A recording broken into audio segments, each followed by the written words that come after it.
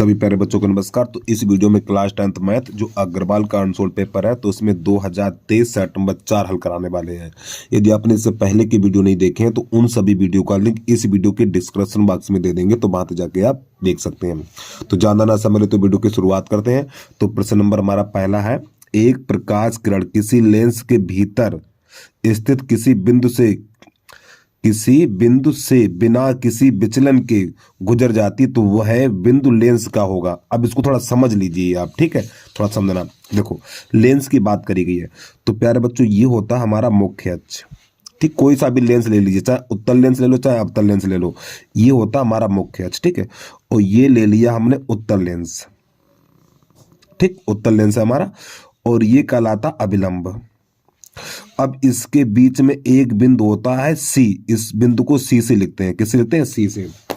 अब इसी बिंदु से यानी इस बिंदु से जो प्रकाश की किरण होके जाएगी, इस बिंदु से जो प्रकाश की किरण होके जाएगी बिल्कुल बिना विचलित हुए सीधी निकल जाती है, ये बिल्कुल सीधी निकल जाती है, ठीक है। तो इसी बिंदु को कहते हैं प्रकाशिक केंद्र। क्या कहते हैं, प्रकाशिक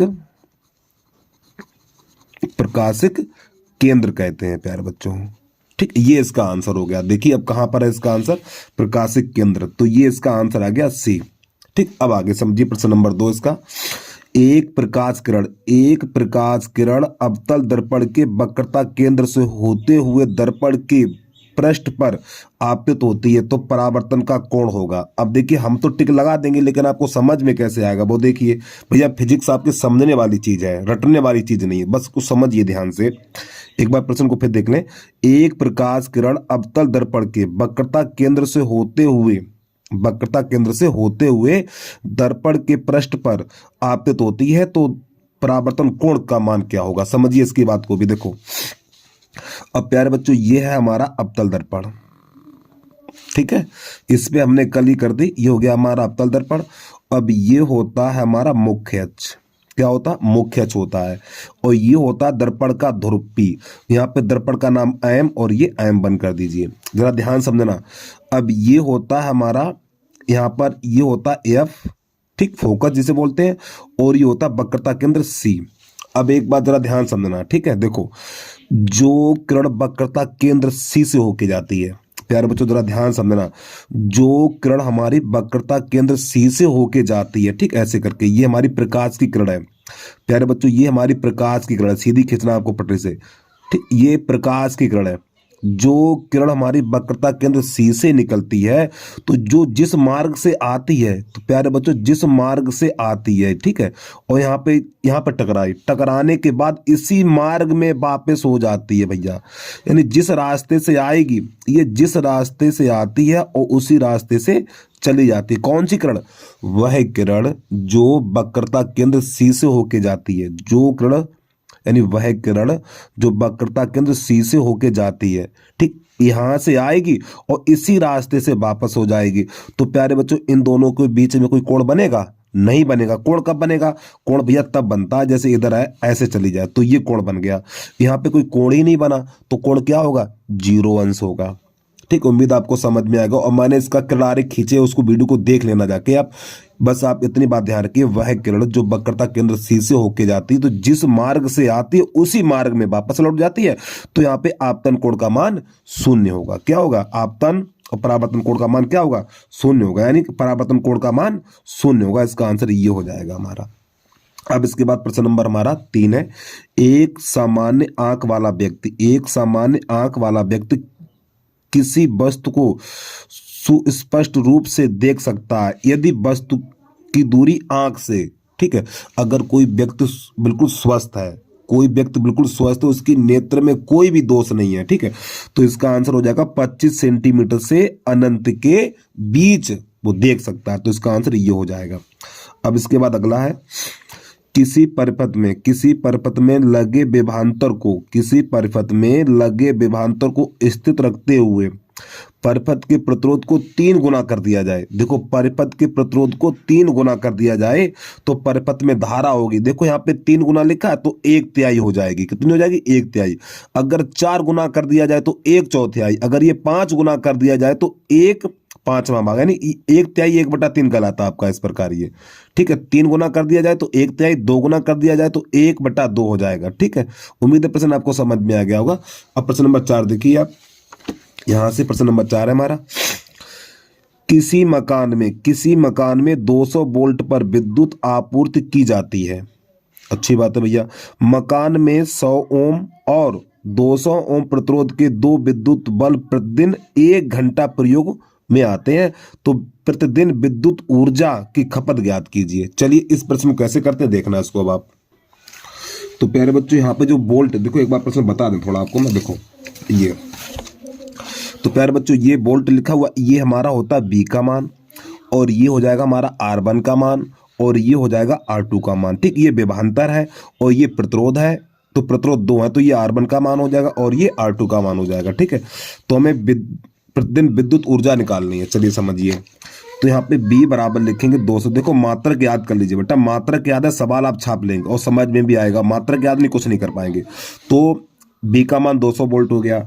अब यहाँ पर जो R1 का मान है हमारा, R1 का मान पहले 100 ओम है और R2 का मान है हमारा 200 ओम, इस प्रकार लिखेंगे। तो यहां पे लिखेंगे जो हमारा एक सूत्र होता है P बराबर V²/R। तो प्यारे बच्चों ये सूत्र होता है हमारा।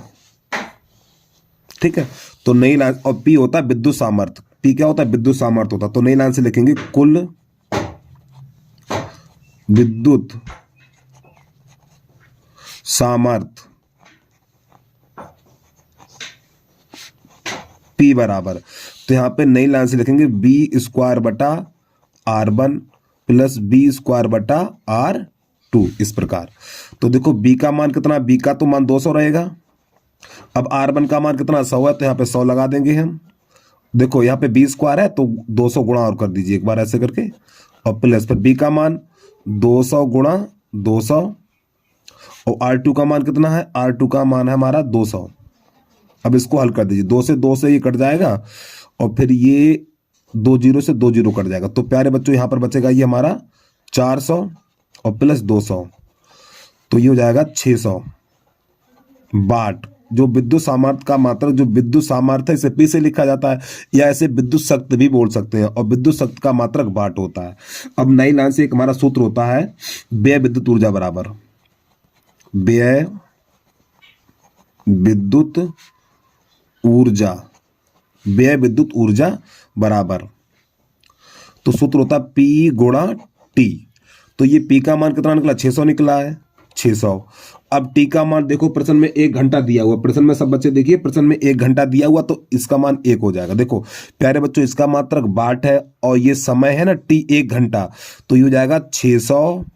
अब ये देखो P का मात्रक वाट, अब ये 1 घंटा, घंटा का अरे भैया ये 1 क्या घंटा, तो घंटा लगा देंगे, तो ये इसका आंसर आ गया 600 वाट घंटा, 600 वाट घंटा। चलिए प्रश्न को पूरा देखिए, यहां से स्टार्टिंग करेंगे इसकी।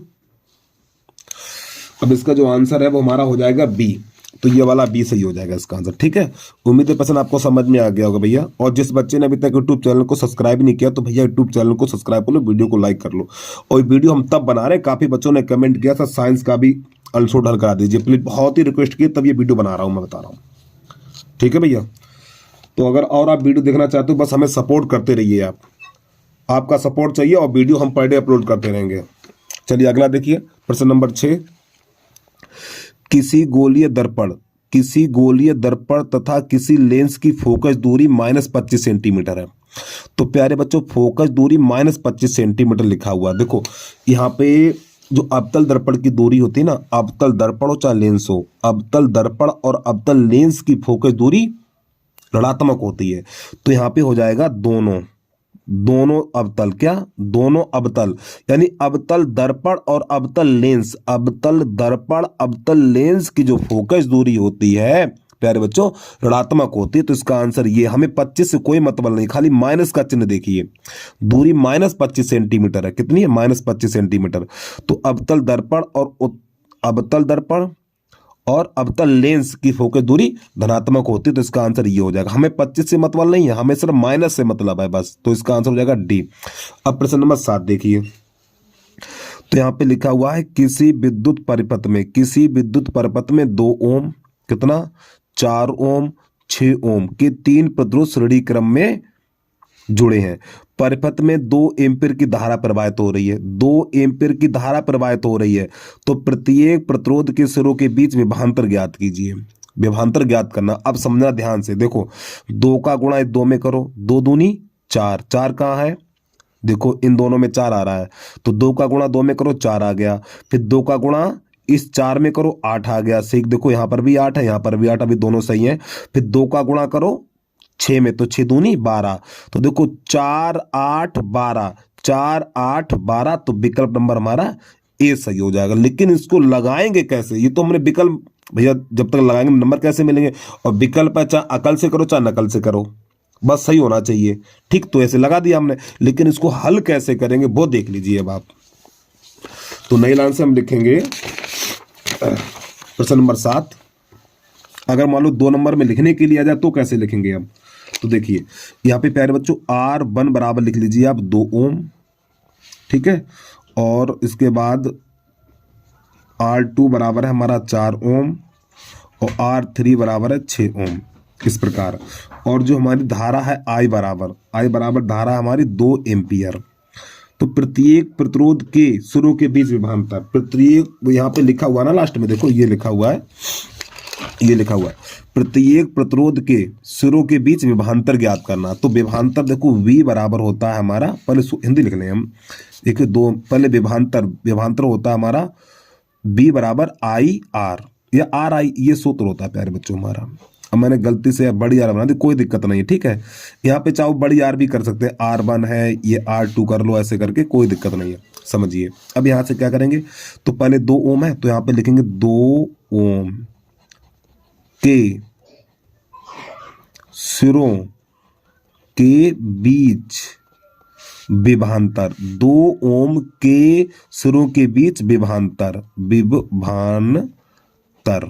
यानी V बराबर, तो यहाँ पे देखो ये 2 लिखा हुआ है प्यारे बच्चों, कितना लिखा 2, तो 2 तो ये लिखा जाएगा, और I का मान 2 है, तो 2 दूनी 4 वोल्ट, ये इसका आंसर हो गया। अब इसके बाद यहाँ पे 4 ओम है तो यहाँ पे लिखेंगे 4 ओम के सिरों के बीच विभवांतर, तो 4 गुणा फिर ये 2 लिखेंगे, तो 4 दूनी 8 वोल्ट हो जाएगा हमारा। अब इसके बाद यहाँ पे 6 ओम लिखा हुआ है, तो नई लाइन से इसकी हिंदी लिखेंगे हम, 6 ओम के सिरों के बीच विभवांतर, तो बराबर क्या लिखेंगे 6 और गुणा 2, तो 6 दूनी 12 वोल्ट, ये इसका आंसर आ गया प्यारे बच्चों, ठीक। अगर हल करना है तो आपको हल ऐसे करना है, ठीक है, और विकल्प तो आपको बता ही दिया हमने। चलिए भैया जानना सम्मिलित हुए, अगला प्रश्न हल करा रहे हैं। प्रश्न नंबर है हमारा पहला, देख लीजिए अब इसको। पहले में देखिए यहाँ पर लिखा हुआ है, देखो गोलीय दर्पण कितने प्रकार के होते हैं, तो प्यारे बच्चों इसको अपने आप करिए, उसके नाम लिखिए, ये भी करिए। किसी गोलीय दर्पण की वक्रता त्रिज्या यानी वक्रता त्रिज्या की परिभाषा लिखनी है, और मुख्य अक्ष की परिभाषा लिखनी है, ठीक। किताब से जाके अनुसूट से जाके जहां भी जाइए इसको हल करिए, देखिए याद करिए आप। अब यहां से देखिए, एक उत्तल दर्पण की फोकस दूरी, प्यारे बच्चों देखो उत्तल दर्पण की फोकस दूरी धनात्मक होती है, तो ये मान हो गया एफ का, तो एफ बराबर हो गया 30। और दर्पण के सम्मुख 5 सेंटीमीटर लंबी वस्तु, देखो ये हमारा वस्तु की लंबाई होगी O, ये वस्तु की लंबाई हो गई, और दर्पण से 30 सेंटीमीटर दूर रखी है, यानी 5 सेंटीमीटर लंबी वस्तु है, जो 5 सेंटीमीटर लंबी वस्तु है दर्पण से 30 सेंटीमीटर की दूरी पर रखी है। तो प्रतिबिंब की स्थिति ज्ञात करनी है, यानी उल्टी बनेगी या सीधी बनेगी, उसका आकार छोटा होगा या बड़ा होगा वस्तु, ठीक, और उसकी प्रकृति भी ज्ञात करनी है, ठीक। कैसे करेंगे इसको देखिए अब आप। तो सबसे पहले यहां से पेज निकाल लें, तो प्रश्न नंबर है हमारा पहला। तो जो फोकस दूरी है तो प्यारे बच्चों हमारी 30 सेंटीमीटर, और उत्तल दर्पण की फोकस दूरी धनात्मक होती है, ठीक है, सेंटीमीटर, और जो हमारी वस्तु की लंबाई है 5 सेंटीमीटर है, और जो u का मान है ये हमारा हमेशा माइनस होता है, तो माइनस का 30 सेंटीमीटर। तो प्यारे बच्चों हमारा सूत्र होता है दर्पण सूत्र, तो 1/f बराबर 1/v और प्लस 1/u, यही कहलाता हमारा दर्पण सूत्र, आपको याद होगा सभी बच्चों को। चलिए कैसे करते देखना। अब इसके मान लगा दीजिए यहाँ पर, तो ये 1/30 बराबर 1/20 और माइनस 1/30। तो प्यारे बच्चों यहाँ पे u का मान -30 लगाएंगे तो माइनस का चिन्ह यहाँ पे आ जाएगा। अब ये -1/30 इधर ले आओ, तो 1/30 और प्लस 1/30 और बराबर 1/20 हो जाएगा हमारा। अब इसके हर समान है, जब हर समान है तो 1 और 1 2 हो जाएगा, तो 2/30 बराबर 1/20। अब 2 एकम 2, ये हो जाएगा 15। अब प्यारे बच्चों दोनों पक्षों को पलटा जाता है, जब पलटेंगे तो ये b बन जाएगा और ये 15 बन जाएगा, तो b बराबर निकलेगा 15 सेंटीमीटर। ठीक है, अब थोड़ा आगे समझिए। अब इसकी निकालनी हमें प्रतिबिंब की लंबाई निकालनी है, प्रतिबिंब की लंबाई। ठीक है, थोड़ा यहां से लिखेंगे इसको हम। तो प्रतिबिंब की लंबाई, तो इसके लिए आपने सूत्र देखा होगा, रेखीय आवर्धन, एम होता है रेखीय आवर्धन। प्रतिबिंब की लंबाई बटा वस्तु की लंबाई बराबर -b/u, ये सूत्र होता है, ये एक हमारा सूत्र होता है। ठीक है, ये वाला अगर आपको याद हो। एम क्या है, रेखीय आवर्धन है, आई क्या, प्रतिबिंब की लंबाई, ओ क्या, वस्तु की लंबाई, वी दर्पण से वस्तु की दूरी, नहीं बी प्रतिबिंब दर्पण से प्रतिबिंब की दूरी, यू दर्पण से वस्तु की दूरी है। तो नई लाइन से एम को हटा देंगे तो यहाँ पे लिखेंगे आई बटा ओ बराबर -b/u। हमें आई का मान निकालना है, यानी कि प्रतिबिंब हमारा कितना लंबा बनेगा ये बताना हमें। चलिए समझिए, तो मान लगा दीजिए। आई का तो मान हमें इसमें पता नहीं। अब ओ का मान कितना, ओ का मान हमारा 5 सेंटीमीटर, तो 5 लगा दीजिए बराबर माइनस, और बी का मान 15 निकला हुआ है, पीछे देख सकते हैं यहाँ पे बी का मान 15 है, तो 15 लगा दीजिए।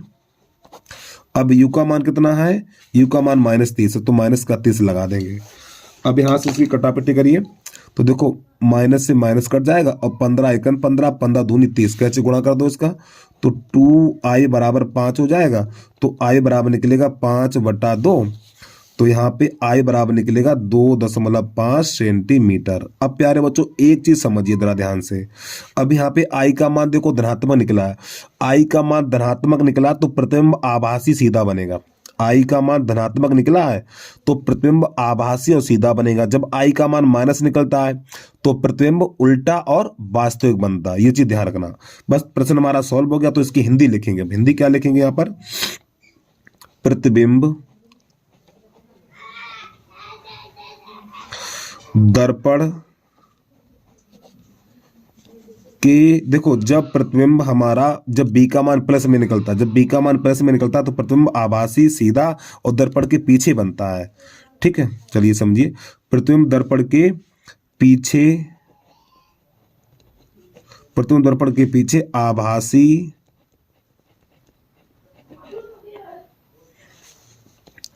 सीधा, आभासी सीधा तथा 2.5 सेंटीमीटर लंबा बनता है। अब प्यारे बच्चों एक बात समझिए जरा ध्यान से, देखो हमारी वस्तु की लंबाई कितनी थी, वस्तु की लंबाई हमारी है 5 सेंटीमीटर। कितनी है, वस्तु की लंबाई 5 सेंटीमीटर है, और प्रतिबिंब की लंबाई कितनी है हमारी 2.5 सेंटीमीटर, यानी 2.5। तो प्रतिबिंब कैसा होगा, वस्तु से छोटा होगा। आप यहाँ पे ये भी लिख सकते हैं प्रतिबिंब आभासी तथा वस्तु से छोटा बनता है, ये भी आप यहाँ पे लिख सकते हैं। और प्यारे बच्चों आपको बहुत ही महत्वपूर्ण बात बता दूं, मैं इस दर्पण के पूरे चैप्टर का एक वीडियो बना चुका हूं, और उस वीडियो का लिंक इस वीडियो के डिस्क्रिप्शन बॉक्स में दे देंगे। तो अगर ये सवाल नहीं समझ में आया तो वहां से इसका बेसिक कॉन्सेप्ट सीख लेना, और मैं दावे के साथ कहता हूं 100% आपको समझ में आ जाएगा। ये उसमें मैंने दर्पण के ही सवालों को बताया है, तो उस वीडियो का लिंक इस वीडियो के डिस्क्रिप्शन बॉक्स में दे देंगे भैया। ठीक, आराम से देख लेना जाके, जिसको ये नहीं समझ में आया। चलिए भैया अगला प्रश्न देखिए।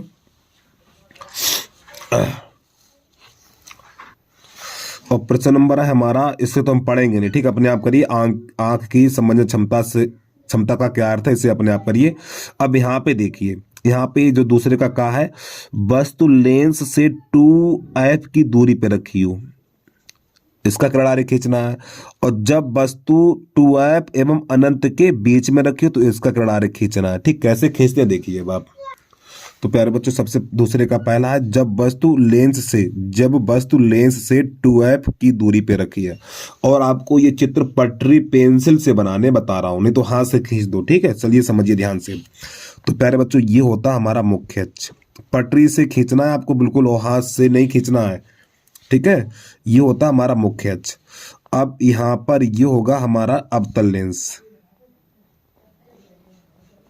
ठीक है, तो प्यारे बच्चों ये हो गया हमारा अवतल लेंस, और ये होता हमारा अभिलंब। ठीक है, और इसके बीच में होता है सी। क्या होता है? सी। और इस सी को बोलते हैं प्रकाशिक केंद्र बोलते हैं। तो इसका नाम है एल, और ये हो जाएगा एल डैश। अब जरा ध्यान समझना, देखो यहां पे होता हमारा F1, ठीक, और इतनी ही दूरी पे होगा हमारा F2। क्या होगा? F2, यानी कि 2F कर लीजिए ऐसे करके 2। अब बस तुम्हारी क्या 2F पे रखी है, तो बस तुम्हारी यहां पे रखी है ये वाली वस्तु, बेटा बस तुमने यहां रख दी। ठीक है, अब समझिए, और इस वस्तु का नाम है ए, और ये बी। वस्तु यहां तक रखी है, ठीक, ज्यादा ऊंची ना करें, इतनी रखिए आप, ये हमारी वस्तु रखी है। अब जरा देखना, अब ये मुख्य अक्ष के समांतर, मुख्य अक्ष के समांतर, ठीक, मुख्य अक्ष के समांतर, और यहाँ पर होगा हमारा ये F1 है, तो अरे मैंने गलती कर दी प्यारे बच्चों, यहाँ पे F1, ये 2F1 होगा, ठीक, 2F1 कर लीजिए। अभी देखो इधर F1 होते F1, ठीक, और इधर होगा 2, देखो यहाँ पर होगा हमारा F2, और थोड़ा इसको और बढ़ा दूं उधर में, और ये हो जाएगा हमारा 2F2 इस प्रकार, यानी इधर F1 F2, ठीक, सॉरी F1 और इधर F2 और F2, ये 1F2 और ये 2F2 है हमारा। तो देखो मुख्य अक्ष के समांतर, मुख्य अक्ष के समांतर F2 से निकली, कहां से निकलेगी? हमारी F2 से निकल जाएगी इस प्रकार, ये ऐसे करके। फिर इसके बाद अगली किरण जो हमारी वक्रता केंद्र C से होके जाती है, वो बिल्कुल सीधी निकल जाती है यहां से, इसको ऐसे निकालेंगे, ऐसे करके निकालना है इस प्रकार ये। तो ये हमारा यहां पे जाके मिलेगा, ठीक, यहां पर ये, तो ये हमारी वस्तु है, इसका नाम देखो यहाँ पे ए बी है, तो यहाँ पे लिखना ए डैश, और यहाँ पे लिख लेना आपको बी डैश। ठीक है, तो प्यारे बच्चों इसका चित्र बनके तैयार हो गया, और ये वाली दूरी कहलाती है हमारी 2F, यहां से लेके यहां तक की दूरी कहलाती है 2F। ठीक है, और इधर वाली दूरी, ये भी दूरी 2F कहलाएगी, यहां से लेके हमारे यहां तक की दूरी 2F कहलाएगी। और चाहो तो लिख दो, यहाँ पे हमारा नाम ई हो जाएगा। ठीक है, चित्र बनके तैयार हो गया प्यारे बच्चों, बस आपको इसमें इतना ही करना था। उम्मीद है प्रश्न आपको समझ में आ गया हो, किरण आरेख। अब इसके बाद इसका अगला देखिए, बस इसमें एक चीज ध्यान रखनी, देखो जो किरण मुख्य अक्ष के समान, ये देखो मुख्य अक्ष हमारा कहलाएगा, जो किरण मुख्य अक्ष के समांतर जाती है, जो किरण मुख्य अक्ष के समांतर जाएगी हमारी, ठीक है, तो जो किरण मुख्य अक्ष के समांतर जाएगी अपवर्तन के पश्चात, ठीक, F2 से निकलेगी, यहां से निकलेगी ये हमारी।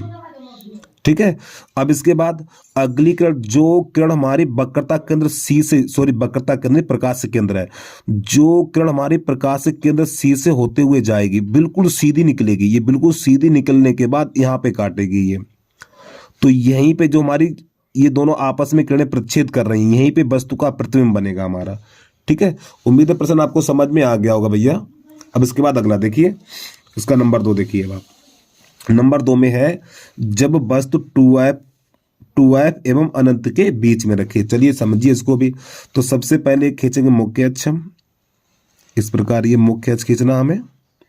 ठीक है, अब ये होगा प्यारे बच्चों हमारा लेंस, जो उत्तल लेंस है, इस प्रकार ये, और ये हमारा कहलाता अभिलंब, और ये बीच में होता C, जिसे प्रकाशिक केंद्र C बोलते हैं, और ये लेंस का नाम होता L, और ये होता L डैश। अब यहाँ पर ये होगा हमारा F1, और इसी के भी सामने बिल्कुल ही होगा हमारा F2। ठीक, यहाँ पे ये दूरी यहाँ पे रखेंगे हम, अरे ये दूरी और ये दो थोड़ा इधर बढ़ा दें, देखो ये नहीं करना है, ये वाली दूरी और ये दूरी बिल्कुल बराबर होती है। ठीक है, तो यहाँ पे हो जाएगा हमारा 2F1, और इधर बिल्कुल सेम यही स्थित होती है हमारी, इधर भी। तो इतनी ही दूरी पर, जितनी दूरी ये है, इतनी दूरी पे ये वाला बिंदु होगा हमारा, तो यहाँ पे लिखेंगे हम F2, फिर इतनी ही दूरी पर आगे और बढ़ाएंगे थोड़ा इसको, ये हो जाएगा हमारा 2F2, इस प्रकार ये बिंदु इतने लेते हैं। अब बस तुम्हारी कहाँ रखिए 2F एवं अनंत के बीच, तो 2F एवं अनंत के बीच, तो बस तुम्हारी प्यारे बच्चों यहाँ पे रखिए, इससे आगे रखिए यहाँ पर, तो ये होगी हमारी वस्तु। ठीक, अब समझिए इस वस्तु का नाम है A और ये B। तो देखो मुख्य अक्ष के समांतर प्यारे बच्चों, मुख्य अक्ष के समांतर मैंने बताया था। तो जो किरण मुख्य अक्ष के समांतर जाती है, जो किरण मुख्य अक्ष के समांतर जाती है, ये F2 से होते हुए निकल जाती है। ठीक है,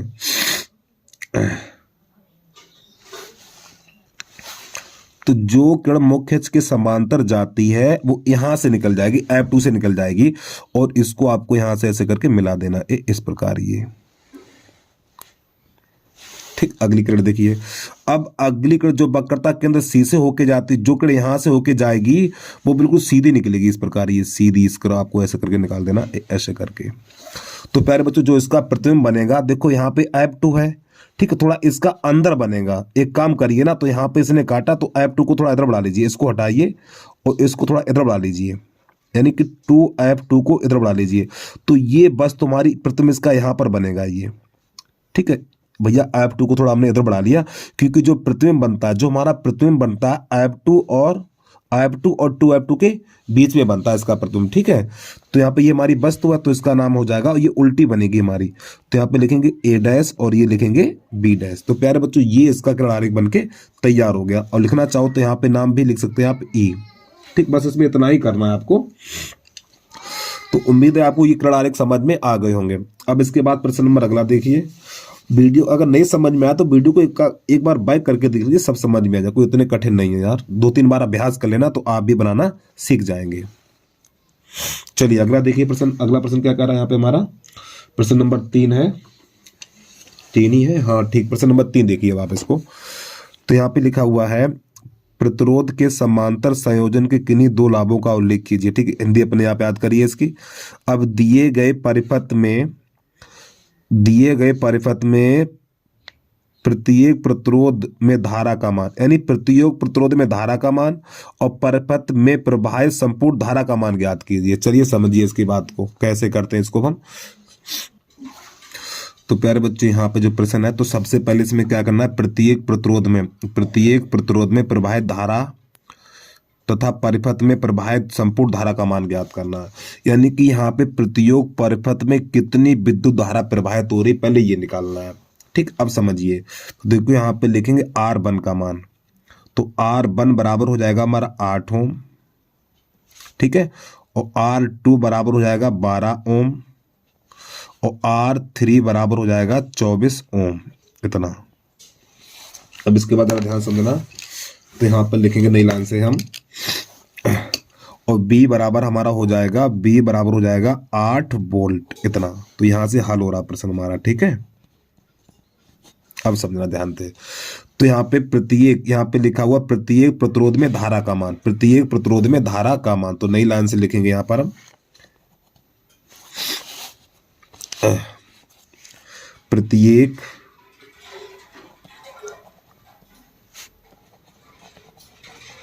प्रतिरोध में धारा का मान।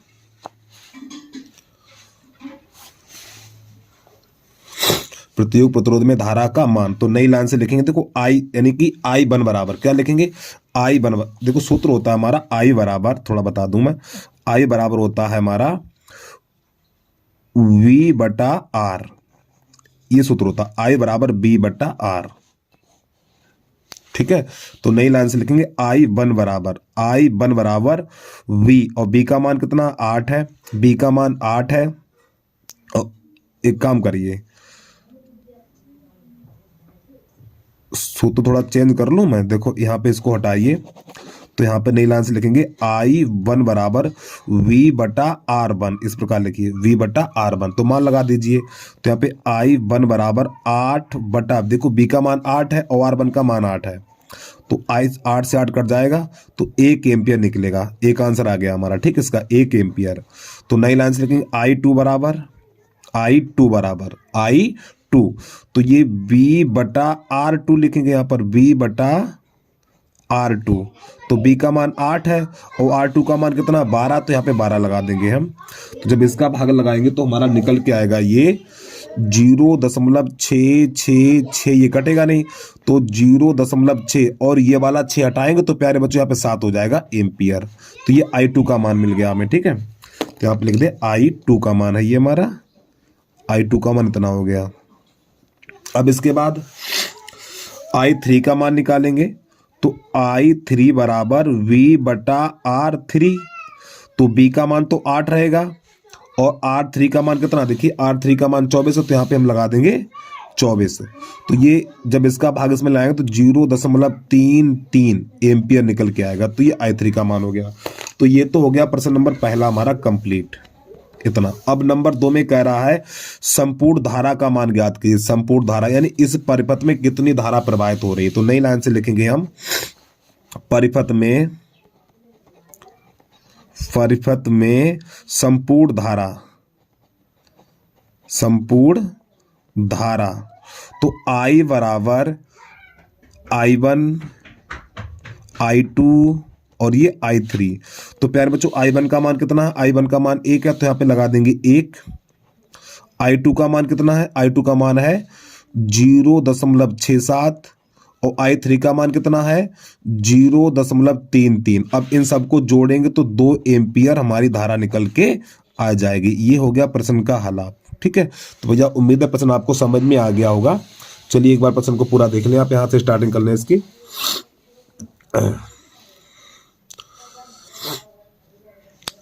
और भैया जिस बच्चे ने अभी तक यूट्यूब चैनल को सब्सक्राइब नहीं किया तो यूट्यूब चैनल को सब्सक्राइब कर लो, वीडियो को लाइक कर लो भैया।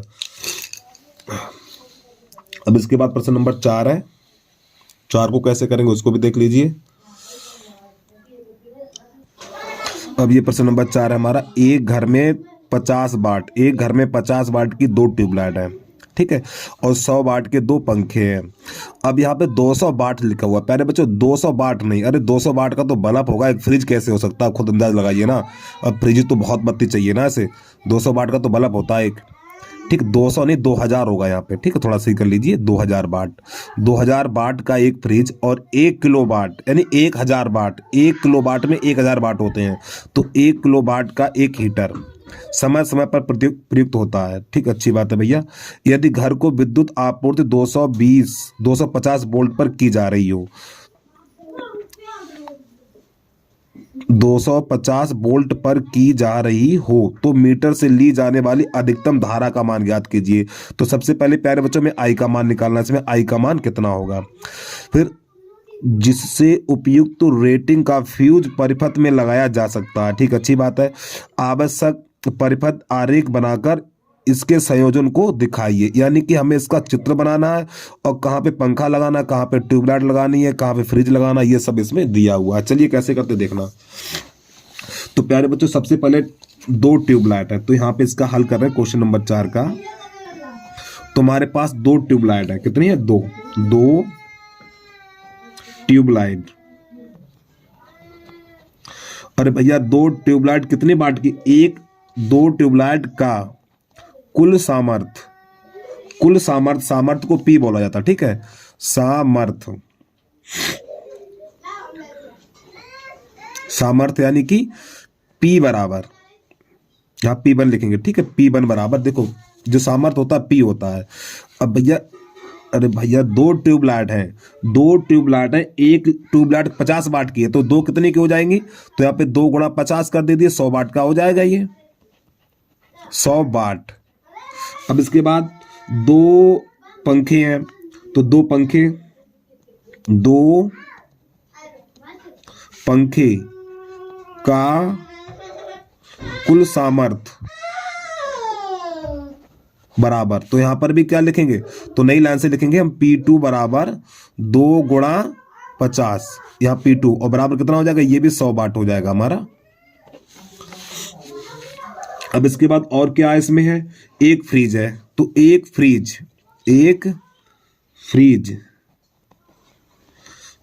फ्रिज का सामर्थ्य,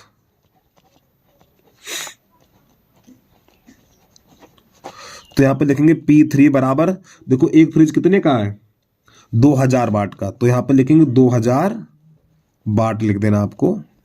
फिर इसके बाद एक हीटर है, तो एक हीटर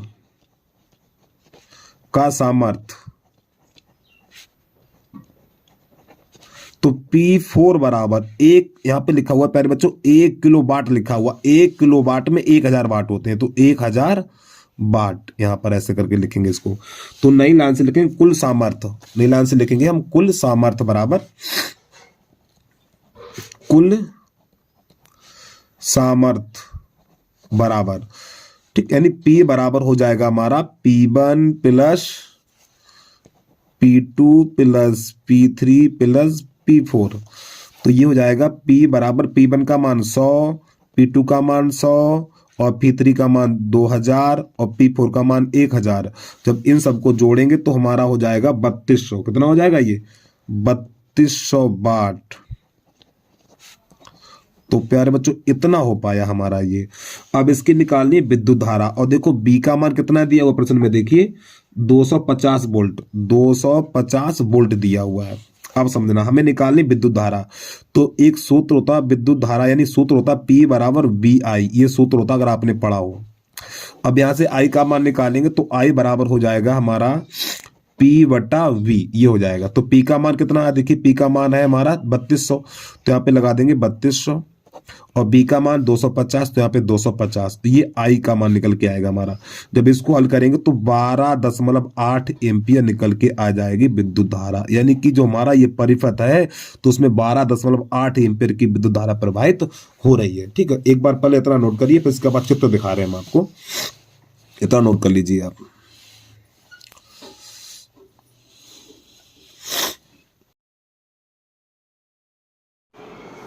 और प्यारे बच्चों इस प्रश्न के आंसर गलत हैं, ठीक है, तो जो अनसोल्ड में पीछे आंसर दिए हैं वो सही नहीं है, ठीक, जो हमने प्रश्न को हल किया और इसके आंसर यही ठीक होगा। तो 60 पे टाइम। अब देखिए प्यारे बच्चों, ये रहा हमारा विद्युत परिपथ, जो हमने जाल बिछा रखा लाइट का, जरा देखना।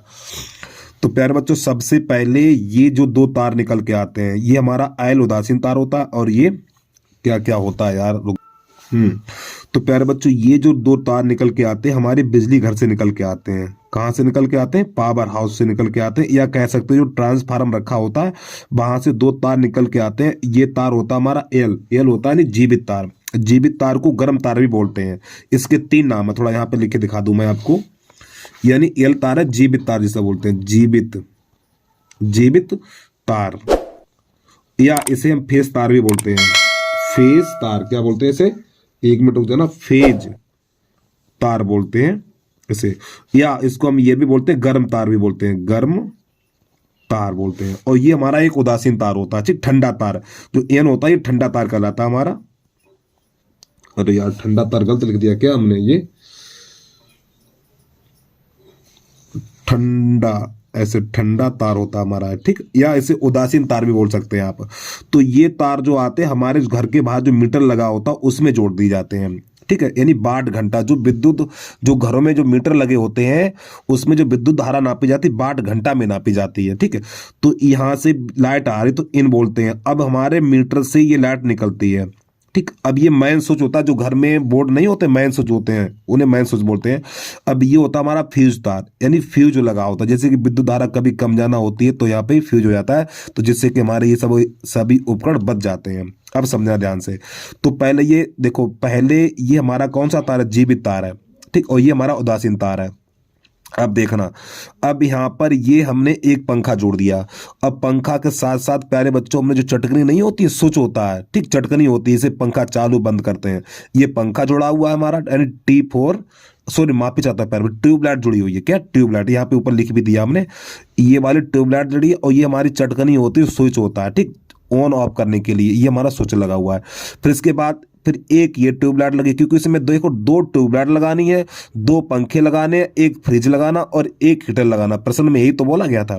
अब समझिए, ये हमारी एक ट्यूबलाइट ये लगी, उसका स्विच ये है, और एक ट्यूबलाइट ये लगी, इसका स्विच ये है। स्विच का अर्थ है जो चटकनी होती है जिससे लाइट को हम बंद चालू करते हैं, ठीक। अब यहां से समझिए, अब थोड़ा आगे बढ़िए।